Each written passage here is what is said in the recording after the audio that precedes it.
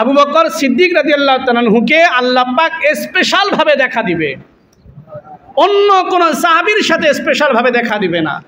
যেই সাহাবীকে আল্লাহ পাক এত বড় মর্তবা, মর্যাদা, সম্মান, ইজ্জত দিয়েছে, কোন জাতি যদি সেই আবু বকরকে মুরতাদ, মুশরিক, জাহান্নামী, কাফের, ক্ষমতালোভী বলে, সে যত বড় আমাদের দৃষ্টিতে নামাজি হোক, দাড়িওয়ালা হোক, টুপিওয়ালা হোক, পাগড়িওয়ালা হোক, সে বেঈমান। কথা বলেন ঠিক কিনা? সে বেঈমান। এই যে শিয়ারা আবু বকর সিদ্দিক রাদিয়াল্লাহু তাআলা আনহুকে কাফের বলে, জাহান্নামী বলে, বলেন তো দেখি তার ঈমান আছে? তাদের ঈমান আছে? তাদের ঈমান নেই। বাহ্যিক সুরত কখনো দেখে কখনো একটা মানুষকে কি করবে না, ঈমানদার বলা যাবে না। ফেসবুকে তো দেখতেছেন, ফেসবুকে তো দেখা যাচ্ছে কত বেটা সোল হিজাব নিকাব পরে, বরখা পরে ছবি তুলে আপলোড করতেছে।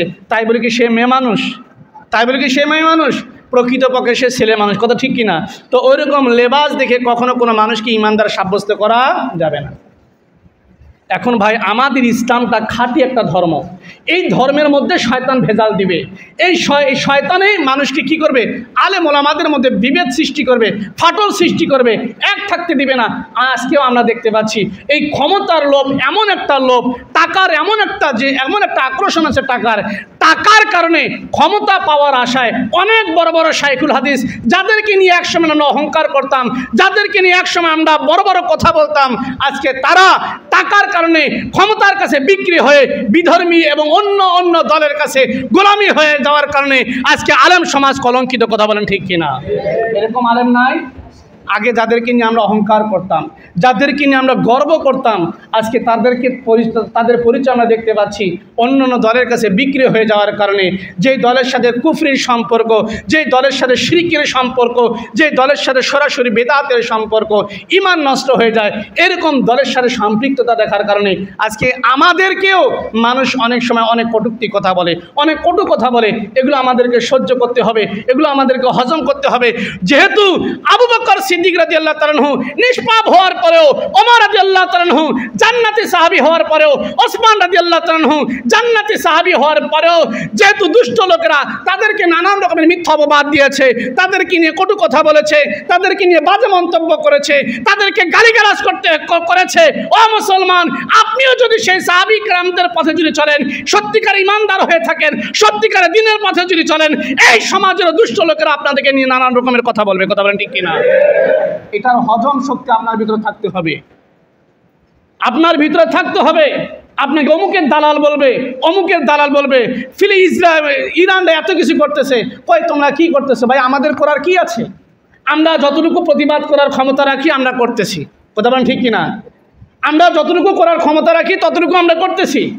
বর্তমান বাংলাদেশের সরকার যদি বলে ঠিক আছে, ফিলিস্তিনে বাঙালি মুসলমানদের মধ্যে কারা কারা আছো, ফিলিস্তিনকে রক্ষা করার জন্য, আল আকসা রক্ষা করার জন্য বাংলাদেশ থেকে 1000 বাহিনী আমি পাঠাবো, বলেন তো দেখি বাহিনী পাওয়া যাবে না? পাওয়া যাবে কি যাবে না? কিন্তু আছে কোনো উদ্যোগ? কথা বলেন, কোনো উদ্যোগ নেই। উদ্যোগ আছে। আমাদের পার্শ্ববর্তী মুসলমানদেরকে যেভাবে নির্মমভাবে হত্যা করেছে, গত সপ্তাহে আপনারা দেখেছেন একটা মেয়েকে, মুসলিম একটা মেয়েকে ধর্ষণ করে তার লজ্জাস্থানের মধ্যে পাইপ ঢুকে দিয়েছে। দেখেছেন না আপনারা? পাইপ ঢুকে দিয়েছে, কেটে টুকরো টুকরো করে ফেলেছে। মুসলমানদের মধ্যে মুসলমান সন্তানকে এইভাবে মারতেছে আমাদের ভারতের মুসলমানদেরকে। আমাদের বাংলাদেশের বাহিনী, আমাদের বাংলাদেশের রাষ্ট্রপ্রধান যদি এরকম একটা উদ্যোগ নেয় যে মুসলমানদেরকে আক্রমণ করলে আমরা পাল্টা জবাব দিব, অবশ্যই তারা ঠান্ডা হয়ে যায়। কথা ঠিক কিনা? কিন্তু উদ্যোগ নেই, আগের থেকে এরকম কোনো উদ্যোগ নেই। যদি সৌদি আরবের সরকার যদি বলে তার যদি ক্ষমতা টিকে রাখার জন্য নয়, ইসলামকে টিকে রাখার জন্য যদি সৌদি সরকার যদি ভাষণ দেয়, তাহলে অবশ্যই শুধু আমেরিকা কেন, গোটা বিশ্বের ইহুদি খ্রিস্টান শক্তিরা সৌদি আরবকে ভয় করে। আপনারা জানেন কিনা জানি না। মুসলমানদেরকে, ইরানকে যদি আপনি দেখেন, ইরানকে যে পরিমাণ ভয় করে, ওরা যদি আরো পাক্কা মুসলমান হয়, ওরা যদি আরো সাচ্চা মুসলমান যদি হইতো, তাহলে আল্লাহ পাক রব্বুল আলামিন ওদের উপর আরো খাস রহমত দান করতো। আমরাও যদি আফগানিস্তানের মতো আমাদের দেশের খনিজ সম্পদগুলো যদি কাজে লাগাতে পারি, আজকে একজন ক্রিকেটার রাষ্ট্রীয় যে মর্যাদা পায়, একজন ফুটবলার রাষ্ট্রীয় যে সম্মান পায়, আমাদের বাংলাদেশের ক্ষুদে বিজ্ঞানীরা যদি এরকম সম্মানের ইজ্জত যদি পাইতো, এরকম তদারকি, এরকম গুরুত্ব যদি তাদেরকে দিত, তাহলে আমাদের বাংলাদেশেও শুধু বিজ্ঞান প্রযুক্তিতে নাও, প্রযুক্তিতে এবং শক্তিতে এমনভাবে এগিয়ে যাইতো। ইরানকে দেখে যেভাবে কথা বলার সাহস পায় না, তুরস্ক দেখে যেভাবে তুরস্ককে কথা বলার সাহস পায় না, আফগানিস্তানকে দেখে যেমন বিধর্মীরা কথা বলার সাহস পায় না, আমাদের বাংলাদেশকে দেখেও অন্যান্য দেশেরাও কথা বলার হিম্মত পাইতো না। কথা বলেন ঠিক কিনা? কিন্তু আমাদের বাংলাদেশে নর্তকীর দাম আছে, আমাদের বাংলাদেশে ক্রিকেটারের দাম আছে, আমাদের বাংলাদেশের শিল্পীর দাম আছে, কিন্তু আমাদের বাংলাদেশে ক্ষুদে বিজ্ঞানীর দাম নাই। আমাদের বাংলাদেশে অনেক ক্ষুদে ক্ষুদে বিজ্ঞানী আছে। আপনি দেখেন, যারা মোবাইল বানাতে পারে, প্লেন বানাতে পারে, রকেট বানাতে পারে, বিমান বানাতে পারে, বোমা বানাতে পারে, এমন কিছু কিছু বানাতে পারে, কিন্তু আমরা বিগত দিনে কি দেখেছি, এগুলো যদি কেউ বানায় তাকে জঙ্গি বলে সরকার ধরে নিয়ে যেত। কথা বলেন ঠিক কিনা? আর আমাদের জাতীয় পার্লামেন্টে যেই জায়গায় দাঁড়িয়ে কোরআনের তেলাওয়াত হতো, বিসমিল্লাহ আল্লাহর নাম দিয়ে শুরু হতো, সেই জায়গার মধ্যে নর্তকী মমতাজ সরকারের নামে গান গেয়ে গেয়ে উদ্বোধন করতো। কথা বলেন ঠিক কিনা? তাকে বাহবা দিত, তাকে পুরস্কৃত করা হতো। আমাদের এই পার্লামেন্টটাকে তারা কলঙ্কিত করেছে। কথা বলেন ঠিক কিনা? কিন্তু সেই সরকারের আমলে যদি সত্য কথা, যদি হক কথা যদি বলা হইতো, তাহলে আমাদেরকে জঙ্গি বলা হতো, আমাদেরকে সন্ত্রাসী বলা হতো, আমাদেরকে উগ্রবাদী বলা হতো। যারা ঈমান আমল নষ্ট করছে তাদের বিরুদ্ধে কোনো অ্যাকশন নেই, তাদের বিরুদ্ধে কোনো প্রতিবাদ নেই। কিন্তু আমরা দেখেছি, আমরা অনেক সহ্য করেছি, অনেক হজম করেছি, যা সামনেবার আমাদের আর হজম করতে হবে না, সামনেবার আমাদেরকে প্রতিবাদ করতে হবে। কথা বলেন ঠিক কিনা? ইসলামকে নিয়ে, আমাদের দেশের সম্পদকে নিয়ে আর কোনো সিনেমিনে খেলা হবে না। আপনি দেখেন, ভারতে যদি এরকম কোনো ক্ষুদে বিজ্ঞানী পাওয়া যাইতো, তাদেরকে রাষ্ট্রীয়ভাবে মর্যাদা দেওয়া হইতো, গুরুত্ব দেওয়া হইতো। এগুলো দেশের সম্পদ না ভাই? বলেন, এগুলো সম্পদ কিনা? কিন্তু এদের কোনো গুরুত্ব নাই। অনেক দেখবেন বোতল দিয়ে, কাঠ দিয়ে, গাছের ডাল দিয়ে, প্লাস্টিকের বোতল দিয়ে তারা কি করতেছে, প্লেন বানাইতেছে, হেলিকপ্টার বানাইতেছে, এটা বানাইতেছে, ওটা বানাইতেছে। কেন? বলতেছে আমাদের কাছে টাকা নেই। এগুলোকে যদি সরকারভাবে যদি দিত, তদারকি করতো, সরকার যদি এদেরকে দেখাশোনা করতো, বলেন তো দেখি প্রযুক্তিতে বাংলাদেশ এগিয়ে যাইতো না? কেন ভারত আমাদেরকে দেখি হুমকি দেয়? কেন মায়ানমার আমাদেরকে হুমকি দেয়? কেন চীন আমাদেরকে হুমকি দেয়? কেন আমেরিকার গোলামি আমাদের করতে হবে? কেন রাশিয়ার গোলামি আমাদের করতে হবে? ওরা তো কারো গোলামি করে না। ওরা কারো গোলামি করে? ওরা তো কারো গোলামি করে না, কিন্তু আমাদেরকে কেন গোলামি করতে হয়? এ দেখুন, দাড়িওয়ালা টুপিওয়ালা আফগানিস্তানের দিকে তাকান। তারা ক্ষমতায় বসার পর থেকে কয়টা ধর্ষণ হয়েছে, কয়টা চোর ধরা পড়েছে, কতগুলো ডাকাত ইফটিজিং হয়েছে, কতগুলো দেশে দুর্নীতি হয়েছে দেখান তো দেখি। মনে করা হয় যে হুজুরা কি আর দেশ চালাতে পারবে? আমরা দেশ চালাতে পারবো না, হুজুরা দেশ চালাতে পারবে না, হুজুরা ক্ষমতা চালাতে পারবে না। আমরা শুধু মসজিদের মুয়াজ্জিন, হুজুরদেরকে শুধু মসজিদের মুয়াজ্জিন, মসজিদের ইমাম, মসজিদের খতিব, মাদ্রাসার মুহাতামিম আর ওয়াইজির হিসাবে শুধু আমরা হুজুরদেরকে দেখতে চাই। চেয়ারম্যান, মেয়র, এমপি, মন্ত্রী হিসাবে হুজুরদেরকে দেখতে চাই না। এরকম অনেক লোক আছে না নাই? কথা বলেন, আছে না নাই? আছে। ক্ষমতায় আপনারাই থাকেন, কিন্তু দেশের এই সম্পত্তি, দেশের এই সম্পত্তি লুটপাট করবেন। এক অর্থনৈতিক লুটপাট, আর হচ্ছে ঈমান আমল নষ্ট করছে সেই দিকে লুটপাট। সেগুলো তো আমরা মুসলমানরা বরদাস্ত করতে পারি না। আমরা আমাদের ঈমান ভালো করে আমরা আমাদেরকে রক্ষা করতে হবে, কারণ হাসরের ময়দানে দুটো জিনিস আমাদেরকে বাঁচাতে পারে। কয়টা? কথা বলেন, কয়টা? এক নাম্বার ঈমান। এক নাম্বার কি? ঈমান। দুই নাম্বার কি? আমল। দুই নাম্বার কি? আমল। ঈমান এবং আমল, এই দুইটা আমাদেরকে রক্ষা করতে হবে। কথা বলেন ঠিক কিনা ভাই? তাহলে চিন্তা করে দেখেন, ফিলিস্তিনের মুসলমানদেরকে সাহায্য করছে যে ইরান, সেই ইরান সম্পর্কে আমরা বলতে পারি আজ থেকে উল্টাপাল্টা কমেন্ট করবেন না। আপনারা তাদের জন্য কমেন্ট করতে পারেন, আল্লাহ তাদেরকে হেদায়েত দান করুক। কথা বলেন ঠিক কিনা? তাদেরকে হেদায়েত দান করুক আল্লাহ পাক রব্বুল আমিন। অনেক সময় আপনি অসুস্থ হয়েছেন, চিকিৎসার জন্য আপনি হিন্দুর কাছে গেছেন, হিন্দু আপনাকে চিকিৎসা করে সুস্থ করে দিচ্ছে, এরকম হতে হয় না ভাই? তাই বলে কি আপনি হিন্দুকে মুসলমান মনে করবেন? করবেন না। এটা একটা নৈতিকতা। ঠিক তেমনই ফিলিস্তিনিরা বিপদে পড়েছে, তাদেরকে তাদের দরদে লেগেছে, অন্তরে লেগেছে, তারা তাদেরকে সাহায্য করতেছে। কথা বলেন ঠিক কিনা? এটা তাদেরকে সাহায্য করতেছে।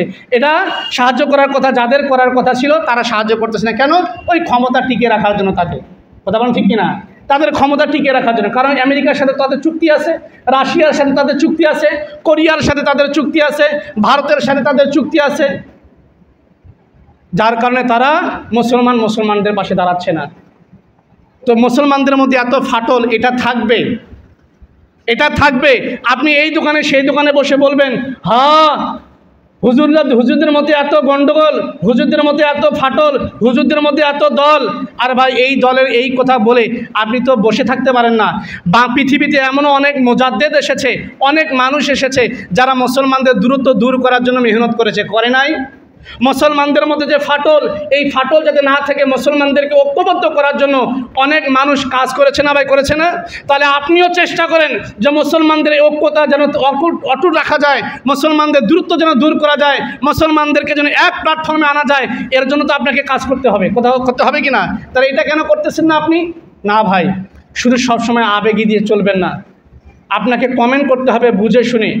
ভালো মানুষকে আপনি কাফের বলতেছেন, খারাপ বলতেছেন, আর বেঈমানদেরকে আপনি আল্লাহর ওলি মনে করতেছেন, এটা মনে করা যাবে না। এখানে ফিলিস্তিনের মুসলমানদেরকে সাহায্য করছে, এটা রাজনৈতিক স্বার্থ তাদের। কি স্বার্থ? রাজনৈতিক স্বার্থ। কারণ যেহেতু ফিলিস্তিনের মুসলমান পাক্কা মুসলমান, এটা রাসূল সাল্লাল্লাহু আলাইহি সাল্লামের অসংখ্য ভবিষ্যৎবাণী হাদিসের ভান্ডার থেকে পাওয়া যায়। কিন্তু ইরানের মুসলমান, এরা হচ্ছে শিয়া মুসলমান, যাদের সাথে ইসলামের সম্পর্ক নেই। আলীকে তারা নবী মনে করে, ইমাম হুসাইন, হাসান হুসাইনকে আহলে বাইত অর্থাৎ আলী রাদিয়াল্লাহু তাআলা আনহুর পরিবারকে একমাত্র তারা হক মনে করে, আর বাতিল সকল সাহাবীকে তারা জাহান্নামী মনে করে। এখন যদি তারপর আমার এই ছোট্ট জবান থেকে কথাগুলো শোনার পর যদি মনে করেন ইনি আবার কি জানে, ঠিক আছে, আমি কিচ্ছু জানি না, আমি যতটুকু জানি ততটুকু আমি বলেছি, আমার দায়িত্ব আমি পালন করেছি, এখন আপনার দায়িত্ব হলো এগুলো যাচাই বাছাই করা। কথা বলেন ঠিক কিনা? যদি তারা হক হয়ে থাকে তাহলে আপনি তাদের দলে যোগ দেন, আর যদি তারা বাতিল হয়ে থাকে তাহলে তাদের জন্য আপনি হেদায়েতের জন্য দোয়া করতে পারেন, আল্লাহ তাদেরকে হেদায়েত দান করুক। কথা বলেন ঠিক কিনা? আল্লাহ তাদেরকে হেদায়েত দান করুক। সম্মানিত উপস্থিতি, আমরা আমানতের যে আয়াতের উপর আলোচনা করেছি, যেহেতু মুহররম মাস, রাসূল সাল্লাল্লাহু আলাইহি সাল্লামের আহলে বায়াতকে কেন্দ্র করে যে করবে, আমাদের দেশের মধ্যে যে তাজিয়া হবে, মিছিল হবে, এ সম্পর্কে একটু বলাও একটু জরুরি মনে করেছি। তো যাই হোক, শুধু একটা কথা মনে রাখবেন, আশুরা 10 মুহররম, আজকে কয় তারিখ? 7 তারিখ। কয় তারিখ? 7 তারিখ। 10 মুহররম আশুরা, এই দিনে রোজা আছে। কয়টা বলেন তো? কয়টা দেখি? কয়টা? 2টা। 9, 10 অথবা 10, 11। মনে রাখবেন, 9, 10 অথবা 10, 11। কেন? রোজা ছিল মূলত একটা, কিন্তু 2টা রাখা হয়েছে। কেন? কারণ ইহুদিরা 10 তারিখে রোজা রাখে। কয় তারিখে রোজা রাখে? 10 তারিখে রোজা রাখে। শিয়ারাও এই দিনে রোজা রাখবে, কিন্তু একমাত্র মুসলমান যারা, তারা 9, 10 একদিন আগে অথবা একদিন পরে, 9, 10 অথবা 10, 11। ঠিক আছে? মনে থাকবে তো? যদি কেউ এই 2টা দিন রোজা রাখে তাহলে আল্লাহ পাক রব্বুল আলামিন অতীতের সকল গুনাহ খাতা মাফ করে দেবে। কিন্তু একটা শুধু 10 তারিখে রোজা রাখা যাবে না। আপনি 10 তারিখে রাখবেন, আবার 12 তারিখ 13 তারিখে রাখবেন, 12 তারিখে রাখবেন, এমনটা হবে না। 9, 10, 10, 11 যদি কেউ না রাখে কোনো পাপ হবে না। কথা কি বুঝতে পারছেন? কেন এই দিনে রোজা রাখতে হবে? এই দিনে রোজা রাখার শুধু এই আশুরাতে ইমাম হোসেন রাদিয়াল্লাহু তাআলা শাহাদাত বরণ করেছেন, এই ইতিহাসকে কেন্দ্র করে নয়। আল্লাহ রাসূল যখন মক্কা থেকে মদিনায় হিজরত করে গেছেন, তখন দেখেছেন মদিনার ইহুদিরা রোজা রাখে। তাদেরকে জিজ্ঞাসা করলো, তোমরা রোজা রাখো কেন? তখন তারা বলল যে ফেরাউনের হাত থেকে আল্লাহ পাক রব্বুল আলামিন মুসা নবীকে এবং তার অনুসারীদেরকে রক্ষা করেছিলেন, ওই সুবাদে তার শুকরিয়া স্বরূপ আমরা এই দিনে রোজা রাখি। সুবহানাল্লাহ বলেন। আল্লাহ রাসূল সাল্লাল্লাহু আলাইহি ওয়াসাল্লাম বললেন, ঠিক আছে, তোমরা যদি রোজা রাখো, তোমরা যেহেতু ইহুদি, তাহলে আমিও আজকে রোজা রাখলাম এবং আগামীকালকে রোজা রাখবো, যাতে ইহুদিদের সাথে আমাদের কি মান তাশাব্বাহা বিকওমিন ফাহুয়া মিনহুম, বিধর্মীদের সাথে যাতে আমাদেরকে আমল না মিলে যায়। তার মানে বুঝেন, মুহররমের এই যে 10 তারিখে রোজা, এই রোজা এখান থেকে এসেছে নাকি নবীজির জামানা থেকে এসেছে? আর হোসেন রাদিয়াল্লাহু তাআলা কি নবীজির আমলে শাহাদাত বরণ করেছেন নাকি নবীজির ইন্তেকালের পরে? তাহলে এই ইতিহাস ভুল, কথা ঠিক কিনা? তারা যে আশুরাকে কেন্দ্র করে রোজা রাখে এটা ভুল। যাই হোক, আল্লাহ পাক রব্বুল আলামিন তৌফিক দান করলে আমরা সামনে আবার ধারাবাহিকভাবে আলোচনা করবো ইনশাআল্লাহ। আল্লাহ পাক আমাদের সবাইকে সহি বুঝ দান করুক। ওয়া আখির দাওয়ানা আলহামদুলিল্লাহ। বাকি